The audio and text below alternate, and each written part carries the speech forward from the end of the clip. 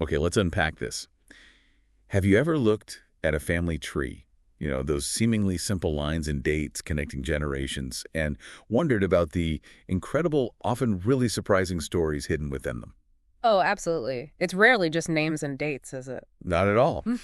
And today we're doing a deep dive into exactly that, a fascinating journey tracing the Van Lantschoot family. We're going from their deep roots back in Belgium all the way to their remarkably diverse lives and lasting legacies right here in the United States. And what's truly compelling here, I think, is the richness of our sources. We're not just looking at dry facts. We Right. have detailed genealogical research, which is fantastic. We've got old newspaper clippings that capture these really personal moments, census records, which, okay, they can seem dry, but they paint pictures of entire households, Yeah, they really do. and even personal letters, which give us a voice, directly from the past. So our mission today really is to move beyond just listing names and dates. We want to truly explore the who of this family, to discover the individual paths, the challenges they definitely overcame, and the triumphs that make their story so profoundly human and, well, compelling. That's a perfect way to put it. It's like a historical detective story. Yeah. But, what kind of challenges do you actually face when you're piecing together lives from fragments like these? I mean, are there often conflicting bits of evidence or just frustrating gaps you have to work around? Oh, absolutely. That's both the beauty and the challenge, isn't it? This kind of research is rarely a perfectly clear narrative. You'll often find, say, conflicting dates between a birth certificate and an obituary, Right, I've seen that. or different spellings of names across various records. It just happens. It requires really careful cross-referencing and, honestly, a willingness to acknowledge that sometimes the historical record itself just has ambiguities. You can't force it. Exactly. Our role is to present the most comprehensive and well-supported picture possible, but also highlighting those fascinating quirks, those little discrepancies where they appear. So today, we'll be focusing on every person we possibly can, seeing how their unique decisions, their circumstances, and even the larger global events of their time shaped not just their own lives. But the generations that followed. Precisely. Get ready for some truly remarkable tales. We're talking migration, industry, military service, and definitely some very unexpected turns along the way. Okay, I'm ready. So let's begin at the very genesis. Let's cross the Atlantic in our minds, back to the heart of Belgium, with the patriarch of this transatlantic saga, Petrus Josephus Van Lantschoot. Petrus Josephus. He was born, records show, February 28, 1831, in Bellum, which is a small town in the Belgian province of East Flanders. This seemingly quiet beginning would, unbeknownst to him at the time, become the very starting point for this incredible family journey that would eventually span continents. Indeed. Petrus Josephus's early life in Belgium really does set the scene for the family's future. He first married Maria Van Lantschoot, note the slightly different spelling there, Van Lantschoot on August 1st, 1862, in Nesselaer, a nearby municipality. Interesting spelling difference. It happens a lot with historical records. Maria herself was born in Alter, another town in East Flanders, on August 16, 1838. But sadly, she passed away at the relatively young age of 35. Wow, so young. Yeah, on September 7, 1873, also in Alter. This early loss, while obviously a personal tragedy for Petrus Josephus, was, well, unfortunately a pretty common reality back then. Lives were frequently cut short by illness or just the daily challenges of life. And we even get a poignant glimpse into their early life and home. Records show that in 1870 they were living at an address simply listed as Vart 1, Alter. And Petrus Josephus himself, his occupation, he worked as a molder. Ah, a molder. That's significant. It is, isn't it? Yeah. Especially because, as we'll discover, that skilled trade would surprisingly echo through generations of this family, particularly as they established themselves in the booming industrial heartlands of America. That's a fantastic observation. Because molder wasn't just any job, it was a highly skilled trade, really at the core of the Industrial Revolution happening at the time. Right. What exactly did it involve? Well, it involved shaping molten metal into specific forms, think parts for machinery, railroads, farming equipment, even everyday objects that needed durable metal components. So really crucial work. Absolutely. And for a family like the Van Landschoots, possessing a skilled trade like molding was a tremendous asset, especially looking ahead to immigration. It meant immediate employability in America's burgeoning industrial centers, places like those ironworks in Iowa we're going to talk about. Okay. It offered a path to stable work, often with much better wages than unskilled labor, and it provided a really solid foundation for future generations to build upon. It was almost like a family inheritance, but of skill rather than land or money. That's a great way to think about it. But it's truly poignant to note that even before this family began its major migration, Petrus, Josephus, and Maria faced profound personal losses. They experienced the early deaths of several of their children, which is just a stark reminder of the challenges of that era. It really is heartbreaking. Their first child, Sidonia Maria, born December 11, 1863, in Alter, died very young, April 26, 1864, barely 5 months old. Just devastating. Then came Caesar August, born December 19, 1866. He passed away at just 2 years old on April 21, 1869, at a place called Alterbrug. Another loss. And finally, Alida Maria, born April 15, 1873, in Alter. She died just a few months later on January 18, 1874, in Belgium.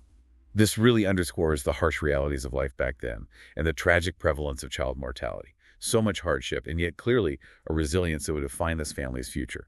Absolutely. Those early losses, as tragic as they weren't just personal tragedies in isolation. They were a common backdrop to life in that era. They shaped outlooks, decisions, and perhaps even fueled that desire for a new start, for better opportunities somewhere else. Makes sense. After Maria's death, Petrus Josephus did find companionship again. He married Virginie van Nieuwenburg on September 1st, 1876, back in Nesselaer. Okay. However, this second marriage didn't result in any children, and Virginie herself passed away on July 9th, 1897, in Zomergem. And Petrus Josephus himself. His own life concluded relatively young, too, at age 51 on July 3, 1882, in Alter. Now, what's particularly pivotal about Petrus Josephus' story, especially when you look at the whole family saga, is this detail noted in the records that 2 of his sons immigrated to the USA in 1870. Ah, yes, that 1870 date. Right. Now, later sources, as we'll see, show their actual immigration dates as 1901 and 1906. But this initial 1870 mention is fascinating, isn't it? It really is. It's a great example of those historical ambiguities we talked about earlier. What could it mean? Well, it could suggest an earlier intention, maybe. Perhaps a precursor visit by someone, or maybe just an early awareness within the family of opportunities abroad. It could have been just planting the seeds, setting the psychological stage, for the family's eventual transatlantic story. Or it's just an error. Or just a simple transcription error somewhere along the line. It's hard to say for sure. Regardless, the pivotal detail is that the idea of American migration was there maybe earlier than we thought. So, while some of Petrus Josephus's children sadly didn't survive to adulthood, 3 of his children with his first wife, Maria, did.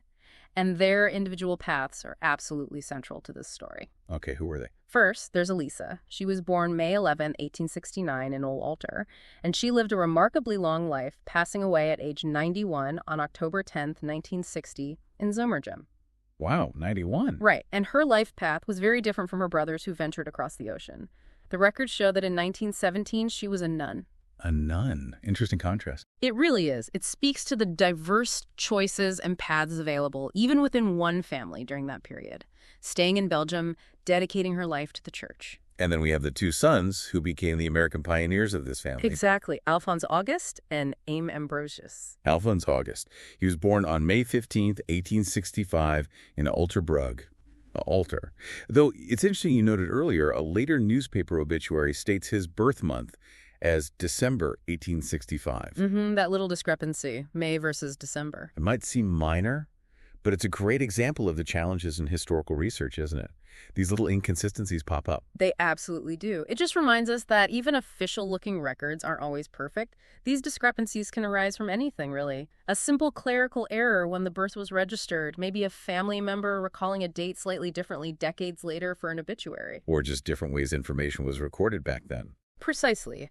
Variations between, say, a church record and a civil record or a newspaper account. It's why in genealogy we always try to look for multiple confirming sources, if possible, rather than relying on just one single data point. It's all part of the detective work. Right. But regardless of the exact month, May or December, Alphonse August is, without doubt, one of the central figures in this deep dive. He was one of the sons who braved that journey to the United States. So these 2 brothers, Alphonse and AIME, They really are the anchors for this American chapter. Alphon's brother, AIME Ambrosius, born May 20, 1870, also at Alterbrug. Yeah. He's the other key figure. That's right. His journey, actually preceding his brothers by a few years, also played a crucial role in establishing a significant branch of the Van Lantschoot family here in the U.S. Their stories truly represent that spirit of immigration, that quest for new opportunities that drew so many people to America's shores in the late 19th and early 20th centuries. They absolutely do. Real pioneers for this family. Okay, now let's cross the ocean with Alphons August Van Lantschoot, the man who would become known, interestingly, as the Fairfield founder, laying the groundwork for a significant Belgian community there in Iowa. Yes, Alphons in Fairfield. His early life, as you said, began in Belgium. Born May 15, 1865, or December 1865, according to that obituary, one of those charming inconsistencies we find. Right. He married Emma Marie Smessert on January 4th, 1888, in Alter, Belgium. And Emma Marie, she was born on February 20th, 1863, also in Alter. So their lives were deeply rooted in Belgium for quite some time, for decades, before they made that momentous decision to seek new horizons in America. And that immigration journey itself for Alphons and Emma-Marie, it's a fascinating sort of staggered arrival, which you mentioned wasn't uncommon for immigrant families back then. No, not at all. Often the husband would go first, find work, establish a foothold, and then send for the family. So Alphons left first. Yes, Alphons left for the United States in March 1906.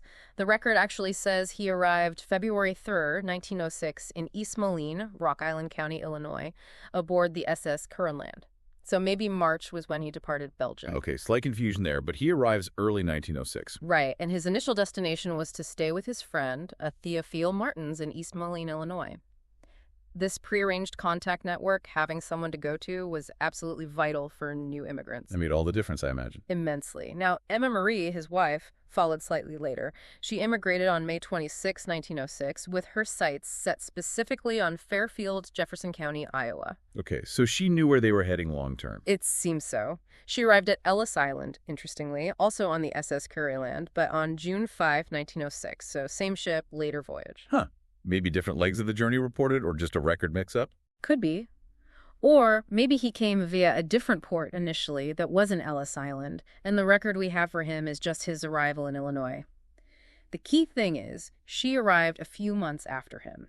And this really tells us something about the courage required for families to separate, even briefly, sometimes for weeks or months, in pursuit of a new life, trusting that they would reunite and build something together. Absolutely. But Alphons' journey took a fascinating turn once he settled in Fairfield. Back in Belgium, he'd been a miller. But here, he became a steady employee of the Iowa Malleable Iron Works in Fairfield. That's a significant shift, isn't it? From milling grain to working with molten metal, back to that Mulder connection, perhaps indirectly through the company. It seems so, and here's where, as you said, it gets really interesting. The sources say he was recognized as the first Belgian settler in Fairfield. The very first. Think about that. And not only that, he acted as an advisor to other Belgian immigrants coming into the area. What does that tell us about Alphons' character, or maybe even the needs of the Belgian community forming at that time? Oh, it tells us a lot. It's more than just a character trait. It speaks to the immense challenges these new arrivals faced, and Alphons's, well, extraordinary qualities. Imagine landing in a foreign country, new language, different customs, a whole new way of life. It's overwhelming. Completely. So someone like Alphons, who had already navigated that initial bewildering period, would have been absolutely invaluable. He wasn't just pointing them towards jobs, you know? He was likely helping them find housing, understand local ways, maybe even navigate cultural stuff or find social connections within their new community. Building that network. Exactly. This kind of grassroots leadership often defines successful immigrant enclave. Early arrivals, paving the way for others, creating that chain migration effect. He wasn't just building his own life, he was actively building a community around him. His integration into American society and his commitment seem pretty clear, too. He appeared on the census of April 18, 1910, in Fairfield, Jefferson County, Iowa. By then, he was clearly established, and he became naturalized, a U.S. citizen, on September 13, 1911, at the courthouse in Jefferson City. That act of naturalization, formally becoming a citizen, that was a profound commitment to his adopted country. It really was a significant step. But then, interestingly, he made another big move, relocating to Hinsdale, Valley County, Montana, sometime between 1912 and 1917. Montana. Wow, that's quite a shift from Iowa. That westward move shows a continued dynamism, right? Not content to just stay put. Exactly. For many immigrants, the initial move to America was just the first step. They often made subsequent migrations within the country, chasing different opportunities or seeking new challenges. Alphonse moved to Montana. That would almost certainly have been for homesteading. The classic American dream. Claiming land, farming it. Precisely. But sadly, Alphonse August's life came to a sudden end while he was out there in Montana. He died on April 17, 1917, in Hinsdale Valley County, Montana, at the age of just 51. Oh no, so young still. What happened? His newspaper obituary detailed the circumstances. It said, while Van Lantschoot, slight misspelling again, died in Montana on visit to son. So he was visiting his son. Yes, his son Ernest, who we'll talk more about later, had established a homestead there. Alphonse had apparently been in poor health, and he had gone out to Montana hoping to spend the summer on Ernest's homestead, hoping the climate or the change of pace might help him regain his health. How tragic. A pioneering life cut short, far from Belgium, but surrounded by this new world he helped create, at least with his son. It is quite poignant. His body was accompanied by his son Ernest back to Fairfield, Iowa. The funeral took place at St. Mary's Church on April 19, 1917, and he was buried at Evergreen Cemetery there. Emma Marie, Alphonse's wife. Her later life really paints a picture of resilience, doesn't it? Picking up the pieces after his passing. It certainly does. She lived quite a long time after him until December 8, 1940, back in Fairfield, Iowa. She passed away at the age of 77 and was laid to rest beside Alphonse at Evergreen Cemetery. And the census records give us glimpses of her life after his death. Right. The 1920 census shows her still in Fairfield. And get this, her sons, Ernest and Cyril, are living with her, and both are working as molders. Wow, carrying on that family trade, or at least working in the industry. Exactly, it keeps coming back. The household in 1920 also included a boarder, a Henry Verhey, which, as you mentioned, was a very common way for single women or widows like Emma Marie to generate some income, and also for new immigrants or single men to find affordable lodging. Practical solution. Very. And she continued to appear on the censuses in 1930 and 1940. It really paints a clear picture of a strong immigrant woman who held her family together, adapting to life as a widow in a new country, seeing her children established. Okay, let's shift now to the second pioneering brother, AIME Ambrosius Van Lantschoot. He became the Moline settler, establishing another key branch of the family, this time in Illinois. Right, AIME. He was born May 20, 1870, back at Alterbrug, Alter, Belgium. Yeah. And by 1895, the records show he too was working as a molder. Another molder. It's definitely a theme. It really is. He was living in Capriqui at that time. He married Victory Rubens on February 11, 1896, at Watervliet, another town there in East Flanders. Now, Victory's background is quite remarkable, actually. It provides this unique glimpse into a woman with significant agency, maybe even business acumen, even before she immigrated. Yes, her story is fascinating. She was born January 2, 1869, in Waterland, Udemen. And interestingly, this wasn't her first marriage. She had previously married an Emil van der Moor in 1893. Okay. Tragically, Emil died quite soon after, and by November 1894, Victory actually became the owner of his mill. She inherited half, and her son from that marriage, Eugene, inherited the other half. She owned a mill in the 1890s. Yes, and this wasn't just any mill. It had apparently been in the Van der Moor family since 1842, so it was a piece of local history, a significant asset.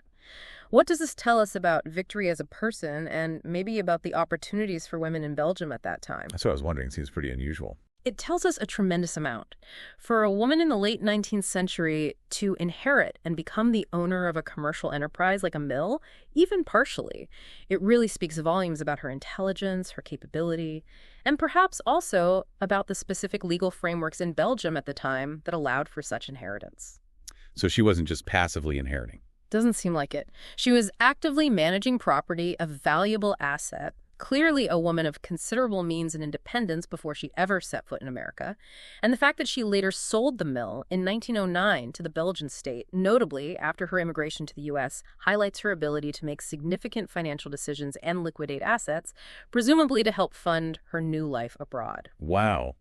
That's a really fascinating pre-immigration detail for Victory. Shows her as this independent property owner, a businesswoman, really challenging the typical perceptions of women's roles from that period. Absolutely. A very capable woman. So AIME Ambrosius, he actually immigrated earlier than his brother Alphonse. That's right, by several years. He arrived on December 28, 1901, in Moline, Rock Island County, Illinois, aboard the SS Friesland. And like his brother, he had a contact. Yes, his initial destination was also to a friend, an AIME Van Lantschoot in Moline.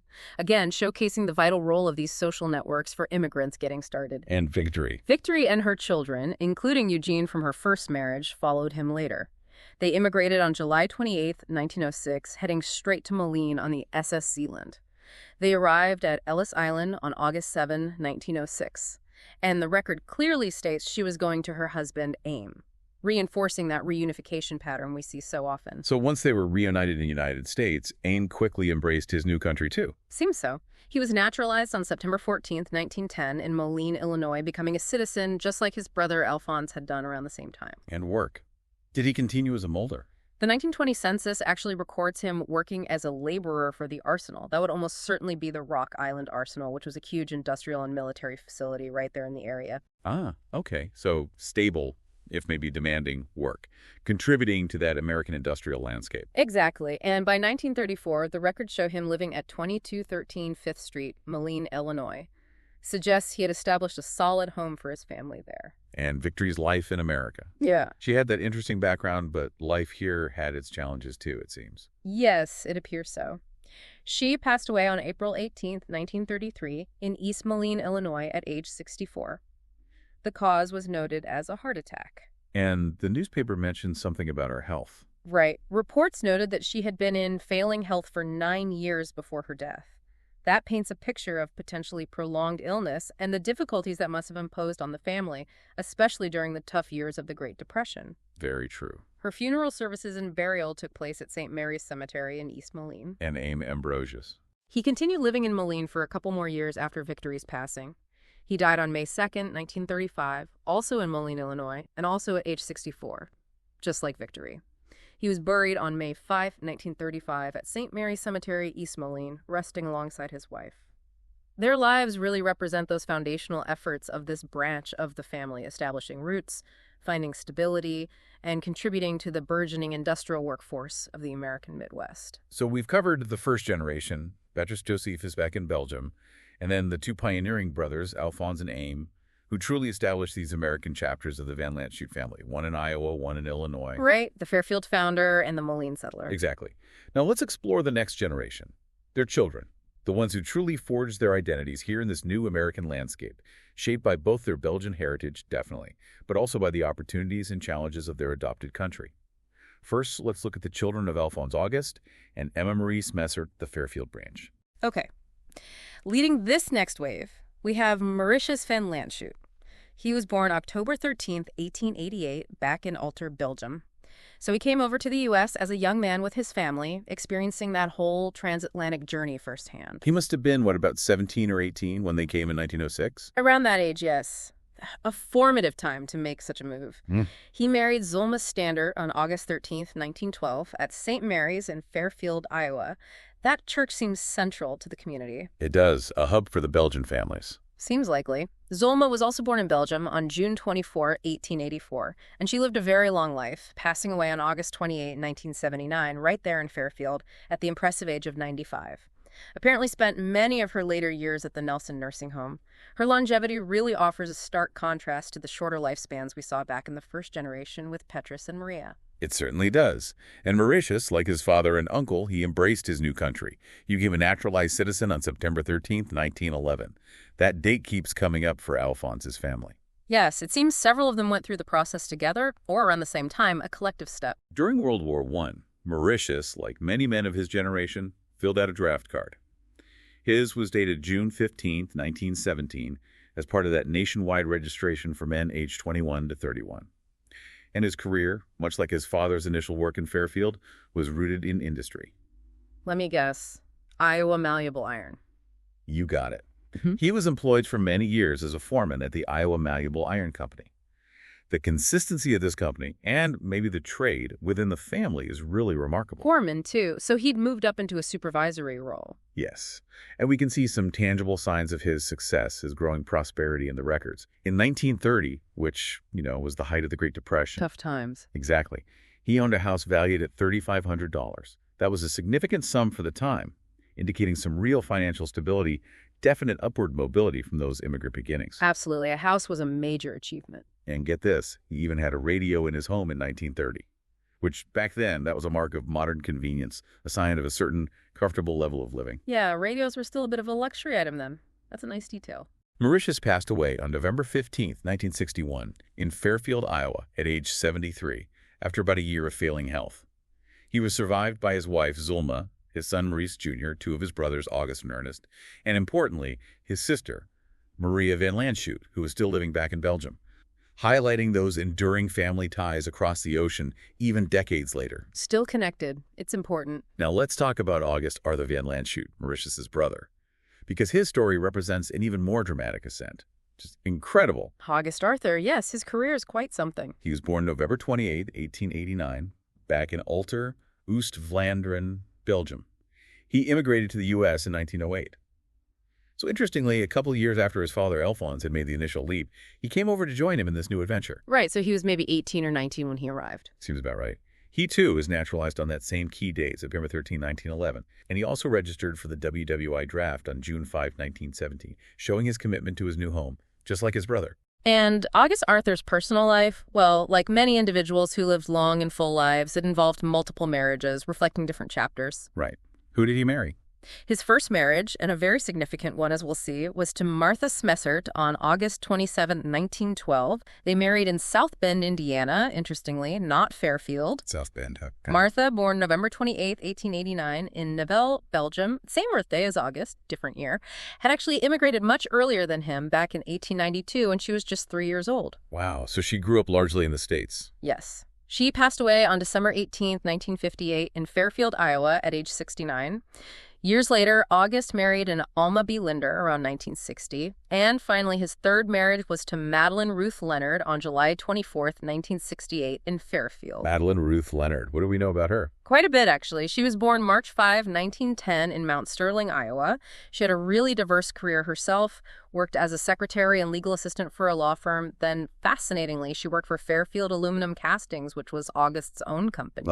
Connection there. Yes. And later, she worked as a secretary to the president of Parsons College in Fairfield. After retiring, she moved to Sun City West, Arizona. The records note she was an avid bridge player and a world traveler. She passed away on June 18, 2006, back in Fairfield, Iowa, at the impressive age of 96.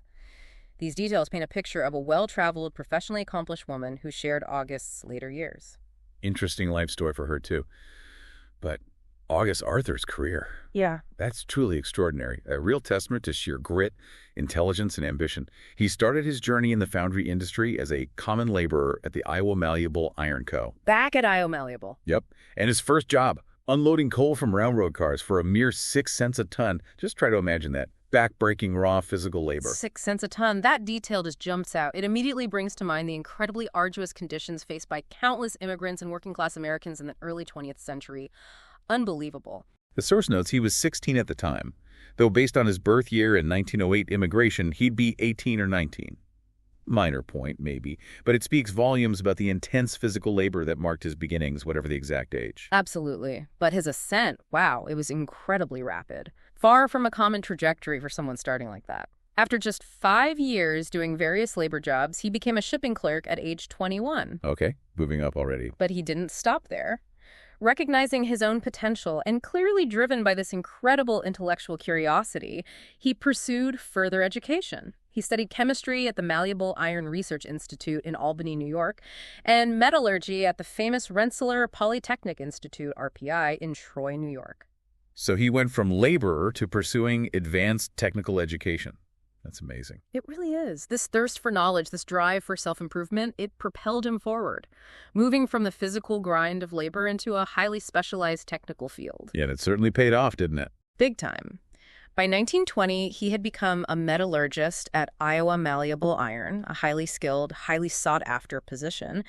And by 1925, he was promoted again, this time to general superintendent, essentially running the entire operation. General superintendent by 1925. That's less than 20 years after arriving and starting unloading coal. Astonishing rise. And he wasn't just managing, he was innovating, truly pushing the boundaries of the industry at the time. How so? What kind of innovations? Well, August Arthur was involved in key research projects. He worked with Iowa State College, now Iowa State University, to help shorten the annealing process. That's a critical heat treatment that makes metal castings softer and more ductile. easier to work with. Improving efficiency. Exactly. And he also devised methods to prevent those malleable castings from becoming brittle when they were galvanized, coated with zinc for protection. That was a common problem. Okay. Solving real industrial challenges. Absolutely. These were significant practical advancements, improving efficiency, improving the quality and durability of the products. He was also instrumental in developing patented Z metals, which were designed for stronger, more durable castings. This wasn't just a job for him, it was clearly an intellectual contribution that significantly advanced the entire foundry industry. Incredible drive. And then comes what's truly remarkable, maybe the pinnacle of his career. In 1945, he resigned from Iowa Malleable. After all those years and rising so high. Yes. He resigned to found his own company, Fairfield Aluminum Castings Co. Wow. Took the leap into entrepreneurship. A huge leap. This visionary move saw him making aluminum sand and permanent mold castings, initially employing 70 people, and the records show he was continually expanding the plant with new additions as the company grew and succeeded. It's an incredible testament to his ambition, his leadership, his technical expertise. Going from that manual laborer unloading coal to owning and operating a successful, innovative manufacturing business. Just the American dream writ large, really. And then there's this truly defining moment in their careers, his and Martha's. In 1972, though, one source intriguingly says May 1958, another date discrepancy today. Right, the dates vary slightly. August and his first wife, Martha, received gold buttons from the American Foundrymen's Association. Why? For 50 years of continuous service to the industry. 50 years, half a century. And get this, it was believed to be the first time in the organization's entire history that a husband and wife received this prestigious 50-year award at the same time. That is absolutely unprecedented. Just think about the sheer dedication required to stay in one challenging industry, let alone sometimes one company or closely related companies, for 5 decades. It's mind-boggling. And then for both a husband and wife to achieve that milestone simultaneously and be recognized together by a major national association, it speaks volumes about their shared commitment, their partnership, both personal and professional, and their profound impact on the foundry world. It's such a powerful symbol of their joint contribution and their unwavering dedication. It really is an incredible aha moment in their story. And his dedication. It was truly unwavering right to the end. A newspaper article noted that on his 83rd birthday, August Van Lantschoot spent his usual 9 hours at his desk at Fairfield Aluminum Castings. 83 years old and still putting in a full 9-hour day at his desk. I think many of us listening would agree that level of dedication is almost unfathomable today. It certainly is. It speaks to a generation, perhaps, and definitely to a specific individual who clearly found immense purpose and satisfaction in his work. For August, it wasn't just a job. It was clearly his life's passion, a legacy he built with his own hands and, importantly, his intellect. And he was recognized for it. He was. He was recognized as the oldest foundryman in the USA from standpoint of service, a title that truly encapsulates that lifelong commitment. And beyond his industrial achievements, he also dedicated himself to his community. He received a Community Service Award in March 1970 from the Fairfield Chamber of Commerce for his efforts in making the town a better place. A full life. Absolutely. August Arthur Van Lantschoot passed away on February 26, 1974, in Fairfield, Iowa, at age 84. He was buried in Evergreen Cemetery, a truly remarkable American success story, built literally from the ground up. Now, we absolutely have to talk more about Martha Smessert, August Arthur's first wife, because her story is equally impressive and, frankly, trailblazing. Born November 28, 1889, in Nivelles, Belgium, she immigrated, as you said, way back in 1892 to South Bend, Indiana, as a toddler. Right. Grew up in the U.S. But before her marriage to August, she worked for 6 years at the Meyer Frey Iron Foundry in South Bend, Indiana, working in an iron foundry. That's almost unheard of for a woman at that time, isn't it? Absolutely. It's a truly remarkable detail. It really challenges our standard perceptions of women's roles in that era. Women, especially immigrant women at the turn of the century, were primarily expected to be homemakers or perhaps work in fields like domestic service, teaching, maybe garment factories. Right, the more traditional roles. Exactly. To be working in a physically demanding, overwhelmingly male-dominated environment like an iron foundry, even if perhaps initially in a clerical or administrative capacity, the source doesn't specify her exact role there. It still speaks volumes about Martha's determination, her capabilities, maybe her willingness to step outside the norm. She was already establishing herself as a pioneer in the industry in her own right, even before her marriage to August. So what does this all mean for our understanding of her impact? It wasn't just a brief stint.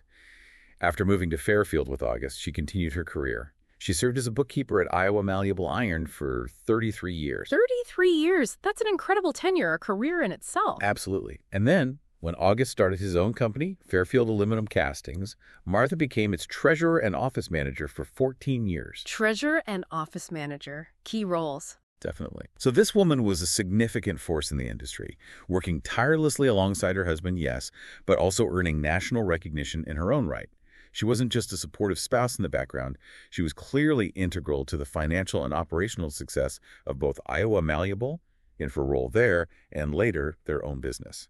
And that joint 50-year service award from the American Foundrymen's Association, it's just such a powerful testament to her own professional dedication and skill. Her story absolutely deserves to be highlighted and remembered. The source even mentions that many predicted it would never happen again, a husband and wife receiving that award together. What a legacy. Martha Van Lantschoot passed away on December 18, 1958 in Fairfield, Iowa at age 69. Her life story is truly an inspiration, demonstrating how individual tenacity and skill could break through societal norms even back then. A remarkable woman, no question. Okay, next among Alphonse and Emma Marie's children, we have Maria Elisa Van Lantschoot. She's the sister who remained across the ocean, providing that fascinating counterpoint to the American stories. Right, the one who stayed in Belgium. Born March 9, 1891 in Alter, Belgium. She chose a very different path than her immigrant brothers. By 1910, she'd become a nun, entering the convent at St. Denis Westrom, which is near Ghent. This really highlights the diverse choices and circumstances within the same family unit, doesn't it?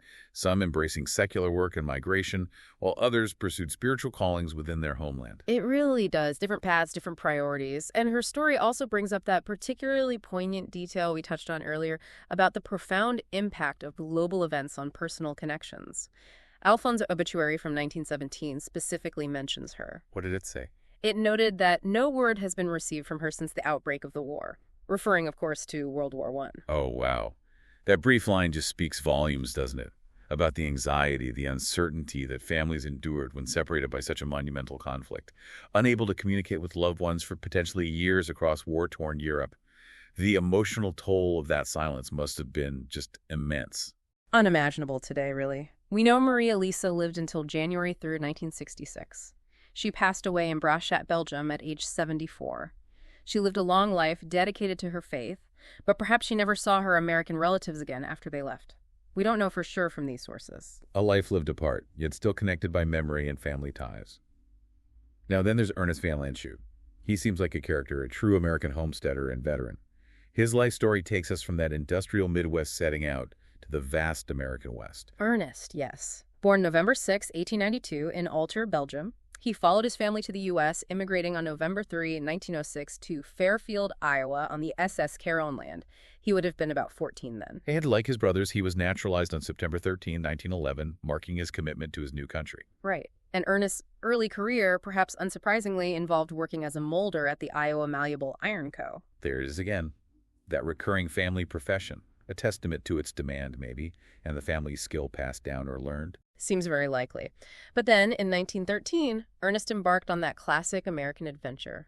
He went out to Montana and homesteaded, fulfilling that iconic dream of settling new land, making it your own. And this is the very homestead his father, Alphonse, was visiting when he tragically passed away, right? Linking their stories across the vast plains. Exactly. Homesteading was no easy feat either. It required immense physical labor, incredible resilience against harsh weather and conditions, and just a deep determination to carve out a living from virgin land. It was a tough life. And here's an unsettling yet really fascinating anecdote from Ernest's time out west that highlights the unexpected, sometimes grim turns life can take. On July 18, 1913, What happened? he discovered the body of an Isidore Kessler, who was described as a Davenport newsboy who had tragically drowned in the Mississippi River. Ernest was actually out searching for his own stolen motorboat along the river when he made this grim discovery.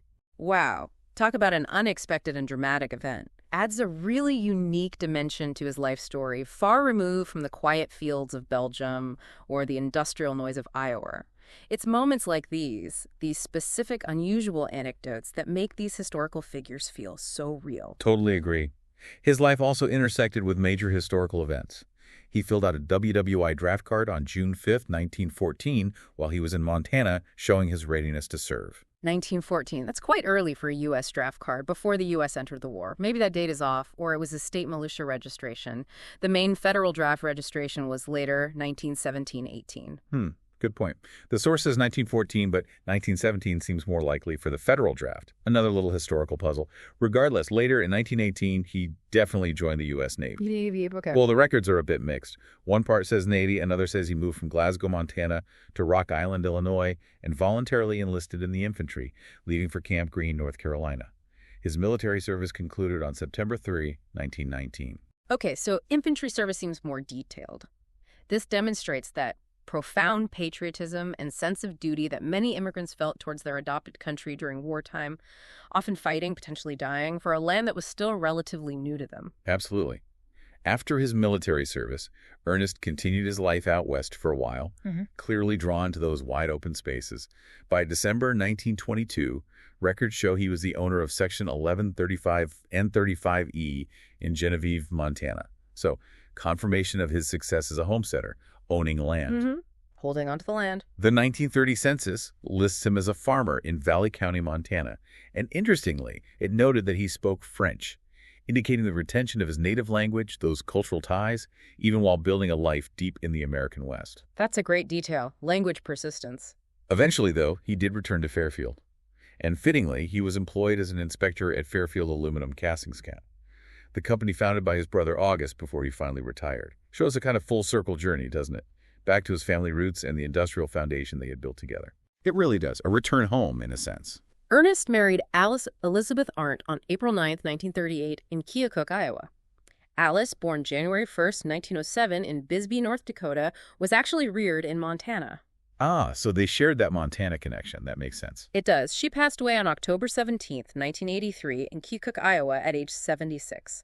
Ernest and Alice later moved to Keokuk, down in the southeast corner of Iowa, in 1978. And he passed away there on October 28, 1979, at the age of 86. A good long life. He was survived by his wife, Alice, though she died a few years later, and their twin daughters, Martha Wolfe and Marie Van Lantschoot. Twin daughters. Nice. A long life indeed, marked by that pioneering spirit, military service, farming, industry, and quiet dedication in the end. Okay, our final child of Alphonse and Emery to discuss is Cyril Alois Van Lantschoot. We might call him the consistent contributor. Cyril Alois. Okay. Born September 12, 1894, back in Alter, Belgium. He came to Fairfield in 1907 at the young age of 13, joining his family in their new American home.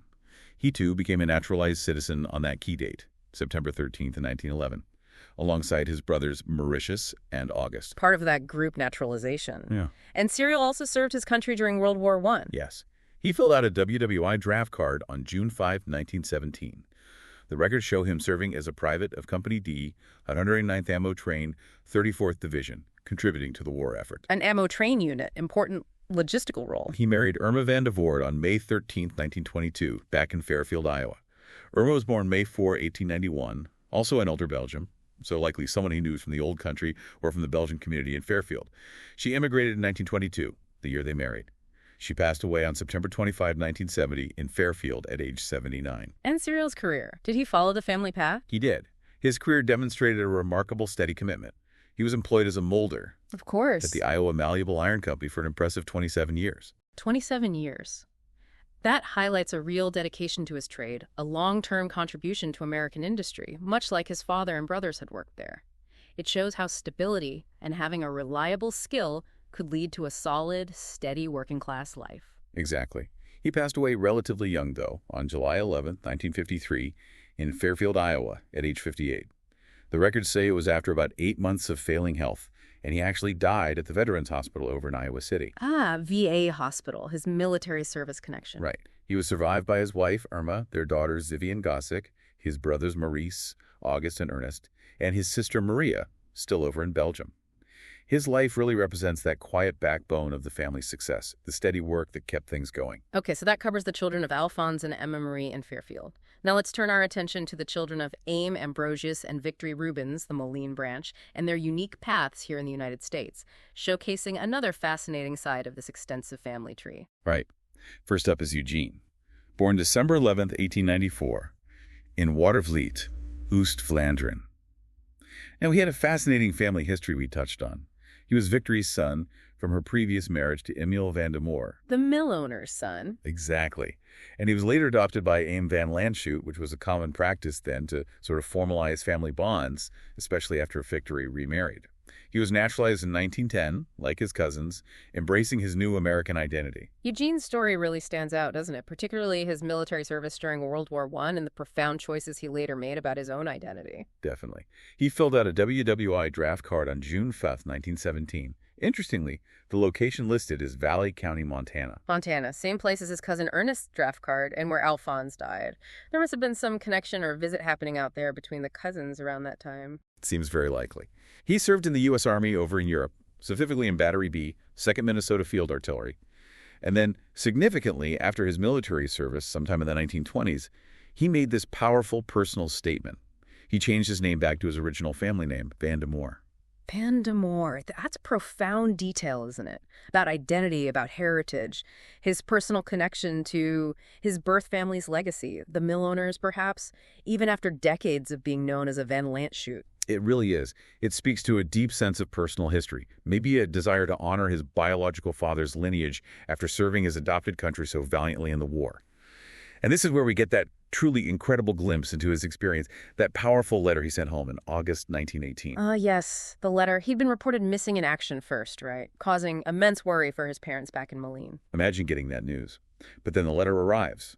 In it, dated July 7th, he wrote with this clear, youthful bravado almost, "I am very anxious to get at the Germans." And he added, "You can rely on it. I will do my very best." Full of determination. And then he shared this dramatic survival story. He wrote, "The boat I was on was sunk by a submarine. Sunk by a submarine. Incredible. There were 53 men drowned. After the boat was torpedoed by the submarine, it did not sink for an hour and went 5 miles before it sunk. Imagine the terror of that moment, the chaos, and then the sheer relief of surviving something like that. And then having the courage and presence of mind to write home and vividly describe it to his family. Just amazing." Absolutely astounding. To survive a torpedo attack like that. What else did he say in the letter? He recounted his travels a bit, saying, "I have been all over France, and we have everything we need, food, clothing, etc. I am feeling fine," reassuring them. He also shared this incredible detail about his regiment arriving. "Our whole regiment is here now, the other half coming 2 weeks later than we did. Those of the other half of the regiment tell me that they sank 4 submarines on the way over. They saw the remains in the water." Wow. It's such a vivid snapshot of life at war, isn't it? Both the real danger, the camaraderie, and also the rumors and stories that spread among soldiers. We sank 4 subs. Whether true or not, it boosted morale, I'm sure. No doubt. The letter continued with more personal touches and observations. He noted, "There are only 6 Belgians in our regiment, and we participated in the review at Paris. I saw the Belgian king and queen there. I had the finest time of my life." That highlights his unique position, doesn't it? As a Belgian-American soldier, connecting with his heritage, seeing Belgian royalty, even amidst the chaos of war in France. Quite a moment for him. And he even included a bit of humor, typical perhaps of young soldiers trying to keep spirits up. He wrote, "The girls were just crazy about the American soldiers. We just had to drive them away. They were so thick, so you can imagine what a good time we had." A little bravado for the folks back home. Seems like it. His hopes for the war's end were optimistically short-term. He thought it would be over in 4 months, and his eagerness to fight was clear. "I expect to be called to the front in 2 or 3 days to do some fighting." He also expressed a desire to go to the Belgian front, where his family originated, but noted it wasn't possible as there was no part of the American army there at that time. Understandable wish, given his roots. He concluded with his hopes for the future. "After the war is over, I'm going to ask for a furlough to go to Belgium and visit relatives before I come back." This letter is just a true treasure, isn't it? Offering this direct personal voice from the past, filled with courage, survival, humor, patriotism, and that yearning for home and family connections. It really brings to life the human cost and complexity of global conflict for individual soldiers, especially those like Eugene with ties to multiple nations, an invaluable piece of family history. So after his dramatic military service, Eugene, now known as Van de Moor, continued his life in the U.S. He worked, perhaps predictably, as a molder in Moline in 1920. Back to the family trade again. It's inescapable. Seems so. He later lived in South Bend, Indiana, where his cousins, August and Martha, had connections. He married Leontine Philomena Hulvo around 1923, likely in South Bend. Leontine Philomena Hulvo, Belgian name. Yes, she was born January 1st, 1895 in Belgium. And she lived a very long life, passing away on May 5th, 1990, out in San Diego, California, at age 95. Another example of longevity in this family. Wow, 95. Remarkable. Eugene himself passed away on January 3, 1976, also in San Diego, California, at age 81. He lived a truly rich life that spanned continents, survived war, reconnected with his heritage, and saw immense historical change. An incredible journey. Next, among AIME and Victory's children, we have a very brief mention of Alberic Octavie Van Lantschoot, born January 21st, 1897 in Watervliet. Alberic Octavie. Sadly, like some of his extended family members in the previous generation back in Belgium, he died very young. On March 4th, 1897 in Watervliet, just a little over a month after his birth. His story, though tragically brief, is that quiet reminder of the ever-present fragility of life in that era, the high rates of infant mortality. Yes, important not to forget those losses. Then there's Adriana Van Lantschoot Ruff. Her story is interesting because she really embraced new professional opportunities opening up, working as a telephone operator, reflecting the changing times and new roles for women. Adriana, yes, born November 26, 1898 in Watervliet, Belgium. She came over as a child with her mother Victory and brother Eugene in 1906. She was naturalized in 1910 along with Eugene. She married Harold Ruff on October 23, 1923 in Moline, Illinois. Harold was born December 8, 1898, nearby in Burlington, Iowa. He lived until October 10, 1976, passing away in Moline at age 77. And Adriana's occupation as a telephone operator, recorded in the 1940 census, that's significant. It reflects the rapidly changing times, those new opportunities opening up for women in the American workforce, especially in growing urban centers like Moline. It wasn't factory work or domestic service. Exactly. This was a modern, skilled job. It required literacy, good communication skills, a degree of technical aptitude to handle the switchboards. It was a far cry from many of the more traditional female occupations of the time. She resided in Moline for much of her life. Tragically, though, Adriana's life ended prematurely. She was killed in a car accident on March 31, 1970, near Sheffield, Illinois, at the age of 71. Oh, how awful. A car accident. Yes, and it's interesting, you pointed out another potential discrepancy in the source regarding her burial date. It's listed as March 7, 1970, which actually predates her death date of March 31st. Yeah, that's one of those small, likely clerical errors that can sometimes appear in historical records or their transcriptions. Frustrating, but it happens. We know, however, that she was laid to rest at St. Mary's Cemetery in East Moline with her parents. Right. Finally, in this generation from AIME and Victory, we have Antoinette Anna Van Lantschoot Nasons. Antoinette Anna, born April 4, 1901, also in Watervliet, Belgium. She also came over as a young child in 1906 and became a naturalized citizen in 1910, embracing her American identity as her family rooted themselves in the Midwest. She married Leopold Maurice Nasons in 1925 in Moline, Illinois. Leopold Maurice Nasons, another Belgian name, born November 8, 1901 in Inglemunster, Belgium. He immigrated a bit later on September 9, 1921, joining that vibrant immigrant community already established in the Moline area. And what did Leopold do? He worked as a carpenter in 1928, according to records, and the 1930 census lists him more broadly as a building constructor. This indicates his skills in the growing construction trade, contributing to building the physical landscape, the homes, the businesses of his new country. He passed away on November 10, 1975, in Moline, Illinois, at age 74. And Antoinette and Leopold. They resided in both Moline and also South Bend, Indiana, at different times, reflecting that mobility common in the era as people moved perhaps for work opportunities or family connections between those two hubs where the extended family had presence. Antoinette Anna passed away on August 24, 1975, in Cool Valley, Illinois, at age 74, just a few months before her husband, Leopold. So if we try to connect all these threads, tie this all together, look at the bigger picture, what we've really explored today is not just, a collection of names and dates on a chart. It's this vibrant, complex tapestry of human experience, of courage, of struggle, of relentless adaptability. It really is. From Belgian molders and, remember, a mill owner like Victory, to American industrialists like August Arthur, homesteaders like Ernest, soldiers facing U-boats like Eugene, telephone operators like Adriana, dedicated foremen like Mauritius. This deep dive truly shows the incredible resilience of individuals seeking new opportunities, navigating profound changes, and ultimately building new lives, new families, new communities. It's truly remarkable when you lay it all out like that, to see how each person, whether they stayed close to their roots back in Belgium like Elisa the Nun, or ventured across an ocean to the American Midwest and even the West like the others, contributed their own unique thread to the ongoing story of this family.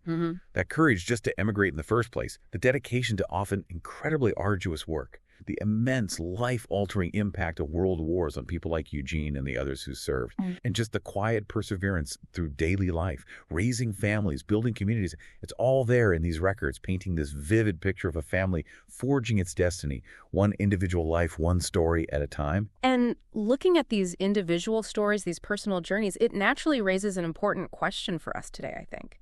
How do these deeply personal, individual stories of migration, of assimilation, of adaptation, how do they echo in the lives and experiences we see all around us today? That's a great question. What can we learn from their journeys, the Van Lantschoots, but also countless families like them, about perseverance, about shifting identities, about that timeless human quest for a better life? How does it connect our present to the pathways, often difficult pathways, forged by those who came before us? A truly fascinating thought to mull over, as you, our listeners, consider perhaps your own place in the grand narrative of family and history. What incredible stories might be waiting to be uncovered in your own family's past, just waiting for you to piece them together from the fragments. Thank you so much for joining us on this deep dive into the Van Lantschoot family saga.